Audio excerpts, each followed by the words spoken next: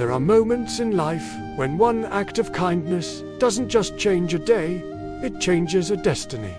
This is the story of the man who gave hope to a child everyone else ignored. In the heart of a busy African city, where car horns and market shouts fill the air, a young boy named Kweku slept on cardboard under a broken streetlight. Every single day, hundreds, maybe thousands of people walked right past him. Some would look away, feeling a quick pang of guilt. Others might whisper, "Another street child, what can you do?" But most didn't even notice he was there. But Kweku noticed them. Oh, he saw everything. He watched families laughing together, students in their clean pressed uniforms rushing off to school, people buying fresh food from the market stalls, food he could only dream of tasting. And every single night, as the chaotic city finally went quiet, he would whisper the same heartbreaking question up to the dark, empty sky. Why was I born into this life? He felt completely invisible, completely alone. Then one morning, as the sun fought its way through the dusty city air, a man named Sefu walked past. Sefu wasn't a rich man. He wasn't powerful or influential. He was just a local mechanic with oil stains on his hands and the weight of responsibility in his eyes. He saw the small boy curled up against the cold wall, trying to stay warm. And unlike every single person before him, he stopped. He knelt down, and in a soft voice, he asked, "Kweku, when was the last time you ate?" The boy didn't even look up. He had learned not to trust strangers. He expected to be shooed away, or worse. But the man just placed a warm loaf of bread right beside him. There was no lecture, no pity in his eyes, just food and his quiet presence. For Kweku, that simple act was the first moment of genuine human warmth he had felt in months. Sefu came back the next day, and the day after that. He always brought food, and he always spoke with that same calm, steady voice. After a while, Kweku finally started to talk.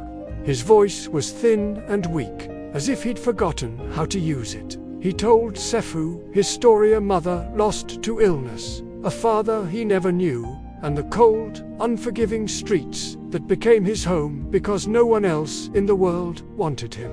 Sefu just listened, letting him speak without ever interrupting. When Kweku finished, Sefu said something the boy hadn't heard in years, maybe ever. "You deserve better than this. Follow me." Kweku hesitated. Every instinct told him to stay where he was, in the life he knew. But there was something in the man's eyes, a sincerity, a kindness that made him get up and follow.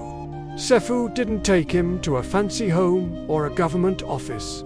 He took him to his workshop. The place was chaotic. Sparks flew from welding machines, engines roared to life, and the sound of tools clattered everywhere.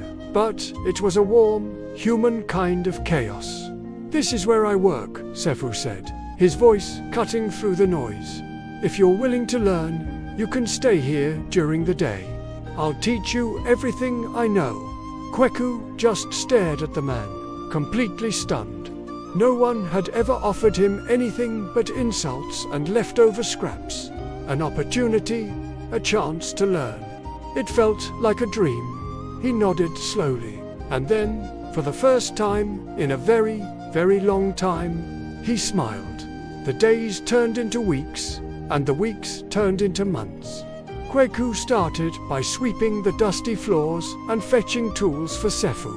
He watched, fascinated, as Sefu took broken engines apart and put them back together with incredible skill and patience. And slowly, the boy began to learn the craft. But he learned so much more than just how to be a mechanic. He learned discipline. He learned what it felt like to have a purpose.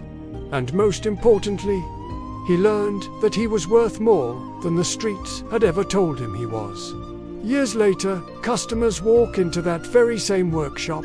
Behind the counter stands a confident young man in a clean uniform.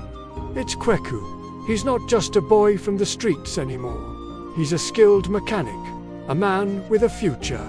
And on the wall right behind him hangs a simple wooden sign, carved by his own hands.